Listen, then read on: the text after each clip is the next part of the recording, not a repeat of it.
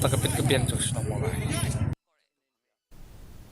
BJP candidate Hopingstone Masharing from Mawhati has urged voters to support him, highlighting his commitment to resolving key issues at a central level. His priorities include boosting development projects, addressing border disputes and enacting laws to protect Khasi tribal rights. Masharing emphasized the need for stronger representation to ensure the community's cultural, economic and political rights are preserved, while also pledging to improve infrastructure, education, healthcare and employment in the region.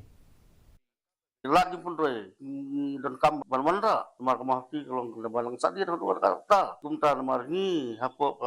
BJP dan sibun ke skim roi kumta kumba filasaki ba li lulu ukha JJM kila don ang ta pada skim kumba fair ba fila yo mal pi ba jong ta Mawhati kalau si hapo ka jelah pada state di borok roi kumta lada pi hapo desa konsel kini kom tung tam tung jam kambiang kumta ngakwa balada ayang na kajigo kemudian ba manbanda da ka fair and square ya ka jul kom tung kam tung jam po desa konsel nang tapat ki an ha ka ba jadai bat kini ki jike jong ki ba nin sa pen ha po desa konsel